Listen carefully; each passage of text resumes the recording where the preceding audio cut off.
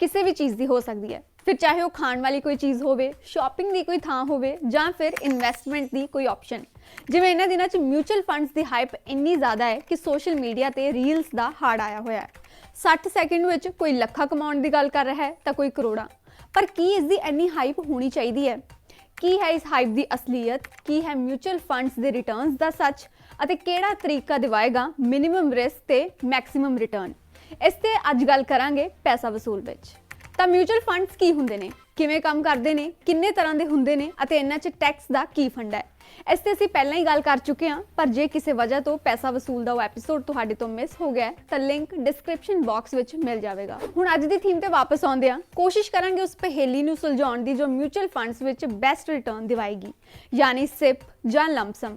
ਦਰਅਸਲ mutual fund scheme ਵਿੱਚ 3 ਤਰੀਕਿਆਂ ਨਾਲ ਇਨਵੈਸਟਮੈਂਟ ਕੀਤਾ ਜਾਂਦਾ ਹੈ। ਪਹਿਲਾ ਸਿਪ यानी सिस्टमैटिक इन्वेस्टमेंट प्लान के जरिए ਅਤੇ दूसरा लमसम यानी एक मुश्त। ਹੁਣ ਦੋਵਾਂ ਵਿੱਚੋਂ ਬੈਸਟ ਕਿਹੜਾ ਹੈ, ਇਸ ਦੀ ਪੜਤਾਲ ਕਰਨ ਤੋਂ ਪਹਿਲਾਂ ਇਹ ਜਾਣ ਲੈਂਦੇ ਹਾਂ ਕਿ ਇਹ ਦੋਵੇਂ ਤਰੀਕੇ ਆਖਿਰ ਕੀ ਨੇ ਅਤੇ ਇਹਨਾਂ ਵਿੱਚ ਫਰਕ ਕੀ ਹੈ। SIP ਜਿਸ ਨੂੰ ਅੱਜਕੱਲ ਲੋਕ ਸਿਪ ਵੀ ਬੋਲਦੇ ਨੇ, ਇਸ ਵਿੱਚ ਤੁਸੀਂ ਰੈਗੂਲਰ ਬੇਸਿਸ ਤੇ ਇੱਕ ਫਿਕਸਡ ਅਮਾਉਂਟ ਇਨਵੈਸਟਮੈਂਟ ਕਰਦੇ ਹੋ।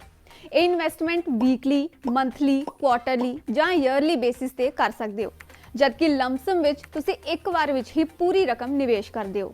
ਸਿਪ 100 ਰੁਪਏ ਤੋਂ ਲੈ ਕੇ ਹਜ਼ਾਰਾਂ ਰੁਪਏ ਤੱਕ ਹੋ ਸਕਦੀ ਹੈ, ਜਦਕਿ ਲਮਸਮ ਯਾਨੀ ਇੱਕ ਮੁਸ਼ਤ ਵਿੱਚ ਤੁਸੀਂ ਜ਼ਿਆਦਾ ਰਕਮ ਨਿਵੇਸ਼ ਕਰਦੇ ਹੋ ਜੋ ਕਿ ਹਜ਼ਾਰਾਂ ਵਿੱਚ ਹੋ ਸਕਦੀ ਹੈ। ਸਿਪ ਵਿੱਚ ਤੁਹਾਨੂੰ ਐਵਰੇਜ ਦਾ ਫਾਇਦਾ ਮਿਲਦਾ ਹੈ, ਮਤਲਬ ਜਦੋਂ ਸਟਾਕ ਮਾਰਕੀਟ ਵਿੱਚ ਤੇਜ਼ੀ ਆਉਂਦੀ ਹੈ ਤਾਂ ਤੁਹਾਨੂੰ ਫੰਡ ਦੀ ਘੱਟ ਯੂਨਿਟ ਮਿਲਦੀ ਹੈ, ਪਰ ਜਦੋਂ ਸ਼ੇਅਰ ਬਾਜ਼ਾਰ ਵਿੱਚ ਗਿਰਾਵਟ ਆਉਂਦੀ ਹੈ ਤਾਂ ਜ਼ਿਆਦਾ ਯੂਨਿਟ ਦਾ ਬੈਨੀਫਿਟ ਵੀ ਮਿਲਦਾ ਹੈ, ਜਦਕਿ ਲਮਸਮ ਵਿੱਚ ਐਵਰੇਜ ਦਾ ਬੈਨੀਫਿਟ ਨਹੀਂ ਮਿਲਦਾ ਅਤੇ ਸਟਾਕ ਮਾਰਕੀਟ ਵਿੱਚ ਤੇਜ਼ੀ ਦੀ ਸੂਰਤ ਵਿੱਚ ਹੀ ਪ੍ਰੋਫਿਟ ਨਜ਼ਰ ਆਉਂਦਾ ਹੈ। ਸਿਪ ਦੇ ਜ਼ਰੀਏ ਤੁਸੀਂ ਸਟਾਕ ਮਾਰਕੀਟ ਦੇ ਵੱਖ-ਵੱਖ ਦੌਰ ਵਿੱਚ ਇਨਵੈਸਟ ਕਰਦੇ ਹੋ, ਯਾਨੀ ਵਾਰ-ਵਾਰ ਸਟਾਕ ਮਾਰਕੀਟ ਐਪਸ ਖੋਲ੍ਹਣ ਦੀ ਤੁਹਾਨੂੰ ਜ਼ਰੂਰਤ ਨਹੀਂ ਹੈ। ਸਿਪ ਦੀ ਇੱਕ ਹੋਰ ਜ਼ਰੂਰੀ ਗੱਲ, ਇਹ ਤੁਹਾਨੂੰ ਫਲੈਕਸੀਬਿਲਿਟੀ ਦਿੰਦੀ ਹੈ, ਮਤਲਬ ਜੇਕਰ ਤੁਹਾਡੀ ਸੈਲਰੀ ਵੱਧ ਗਈ ਹੈ ਤਾਂ ਸਿਪ ਦੀ ਰਕਮ ਵਧਾ ਸਕਦੇ ਹੋ ਅਤੇ ਜੇਕਰ ਆਰਥਿਕ ਸਥਿਤੀ ਥੋੜੀ ਡਾਵਾਂਡੋਲ ਹੈ ਤਾਂ ਹਾਲਾਤ ਸੁਧਰਨ ਤੱਕ ਸਿਪ ਰੋਕ ਵੀ ਸਕਦੇ ਹੋ।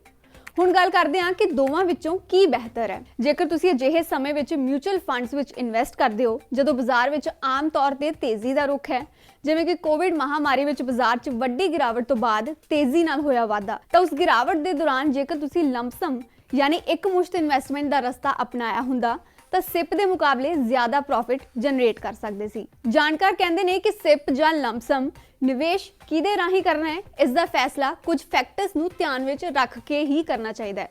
ਪਹਿਲਾ, ਇਨਵੈਸਟਮੈਂਟ ਦੀ ਰਕਮ। ਜੇਕਰ ਤੁਸੀਂ ਸੈਲਰੀਡ ਹੋ ਜਾਂ ਤੁਹਾਡੀ ਇਨਕਮ ਦਾ ਇੱਕ ਫਿਕਸਡ ਸੋਰਸ ਹੈ ਤਾਂ ਤੁਹਾਡੇ ਲਈ ਸਿਪ ਬਿਹਤਰ ਹੋ ਸਕਦੀ ਹੈ। ਪਰ ਜੇਕਰ ਤੁਹਾਡੇ ਕੋਲ ਮੋਟੀ ਰਕਮ ਹੈ ਜਿਸ ਦੀ ਫਿਲਹਾਲ ਤੁਹਾਨੂੰ ਕੋਈ ਜ਼ਰੂਰਤ ਨਹੀਂ ਹੈ ਤਾਂ ਇਹ ਤੁਹਾਡੇ ਕਿਸੇ ਤਰੀਕੇ ਦੀ ਸੇਵਿੰਗ ਜਾਂ ਬੋਨਸ ਹੋ ਸਕਦਾ ਹੈ, ਤਾਂ ਉਸ ਨੂੰ ਲਮਸਮ 'ਚ ਇਨਵੈਸਟ ਕਰ ਸਕਦੇ ਹੋ। ਦੂਸਰਾ, ਫਾਈਨੈਂਸ਼ੀਅਲ ਗੋਲ।